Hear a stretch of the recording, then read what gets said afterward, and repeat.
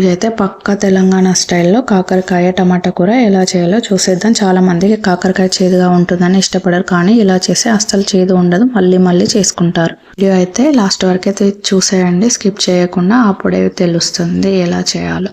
ఇది అయితే అన్నంలోకి చాలా బాగుంటుంది. ఒకసారి మీరు కూడా ట్రై చేసండి. కాకరకాయతో ఇంకే రెసిపీస్ అంటే ఇష్టమో కమెంట్ కూడా చేసేయండి. రెసిపీ ఏంటో చూసేద్దాం. ముందుగా కాకరకాయను పైన పొట్టు అయితే తీసుకొని మంచిగా కట్ చేసుకొని ఒక గిన్నెలో పెట్టుకొని అందులో కొద్దిగంత పసుపు వేసి 10 నిమిషాల పాటు పక్కన పెట్టండి. తర్వాత ఆ ముక్కలను గట్టిగా పిండి నీటిని తీసేస్తే చేదు చాలా వరకు తగ్గుతుంది. మంచిగా ఉప్పు పసుపు వేసి అయితే ఇలా కలిపేసుకొని మంచిగా ఒక 10 నుంచి 15 నిమిషాలు అయితే మంచిగా పక్కకు పెట్టేసుకోండి. తర్వాత వాటర్తోనే మంచిగా కడిగేసుకుంటే అందులోనే చేదు చాలా వరకు అయితే తగ్గుతుంది. ఇంకా మిగిలినవి అయితే కట్ చేసుకోవాలి. ఆనియన్స్, టమాటాస్ అయితే కట్ చేసుకున్నాక ఇక 10 నిమిషాల తర్వాత కాకరకాయ ముక్కలు చూసారు కదా, ఇంకా మంచిగా వాటర్లో వేసుకొని మంచిగా కడిగేసుకొని వాటర్ లేకుండా ఒక జల్లి గిన్నెల్లోకి అయితే తీసుకోవాలి.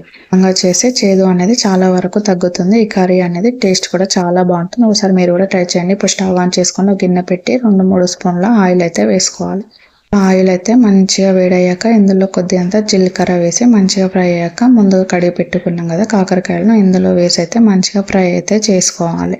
కాకరకాయలను మంచిగా ఫ్రై చేసుకునే దగ్గరనే ఉంటుంది ఈ కర్రీ అనేది. ఎంత మంచిగా ఓపికతో చేసుకుంటే చాలా బాగుంటుంది ఈ కర్రీ అయితే. ఎప్పుడైనా కాకరకాయ టమాటా కర్రీ టేస్ట్ చూసారా, చేసుకున్నారా మీ ఇంట్లో? మీకైతే నచ్చుతుందా? కమెంట్ అయితే చేసేయండి.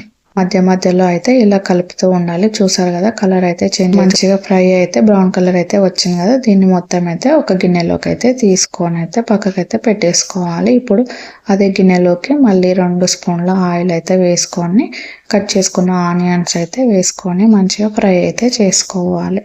ఇంట్లో కూడా ఎవరైనా కాకరకాయ తినని వాళ్ళు ఉంటే ఇలా ఒక్కసారి అయితే చేసి పెట్టండి, చాలా ఇష్టంగా తింటారు. ఇంకా ఆనియన్స్ అయితే మంచిగా ఫ్రై చేసుకొని అల్లం వెల్లుల్లి పేస్ట్ కొద్దిగంత పసుపు వేసి పచ్చివాసన పోయే వరకు అయితే ఫ్రై చేసుకోవాలి. ఇంకా మంచిగా కలిపేసుకున్నాక ఇందులో ముందుగా కట్ చేసుకున్న టమాటాలను అయితే తీసుకోవాలి. టమాటాలను అయితే ఎప్పుడు పండుగ ఉన్న టమాటాలను తీసుకుంటే ఈ కర్రీకి టేస్ట్ అనేది చాలా బాగుంటుంది. టమాటాలను కూడా వేసి మంచిగా కలిపేసుకొని ఒక 5 మినిట్స్ అయితే లో ఫ్లేమ్లో అయితే కుక్ చేసుకోవాలి. 5 మినిట్స్ తర్వాత ఇందులో అయితే కొద్దిగంత సాల్ట్ అయితే వేసుకోవాలి. కారం కూడా వేసి మంచిగా కలిపేసుకోవాలి. 3 మినిట్స్ అయితే లో ఫ్లేమ్లో అయితే మంచిగా కుక్ చేసుకొని టమాటాలు అయితే మంచిగా మగ్గుతాయి. ఇందులో ఇప్పుడైతే దీనిలో మంచిగా 2 స్పూన్లు అయితే కొబ్బరి పొడి వేసుకోవడం వల్ల ఈ కర్రీకి టేస్ట్ అనేది నెక్స్ట్ లెవెల్. ఇంకా కొబ్బరి పొడి వేసి మంచిగా కలుపుకున్నాక ముందుగా ఫ్రై చేసుకున్న కాకరకాయ ముక్కలను అయితే ఇందులో వేసి అటు ఇటు అయితే కలిపేసుకోవడమే. ఇంకా 3 మినిట్స్ అయితే మూత పెట్టి లో ఫ్లేమ్లో కుక్ చేసుకోవాలి మంచిగా. అప్పుడైతే మంచిగా 2 అనేవి ఉడుకుతాయి. ఇందులో అయితే కొద్దిగా నీళ్లు పోసి మంచిగా ఉడికించుకోవాలి.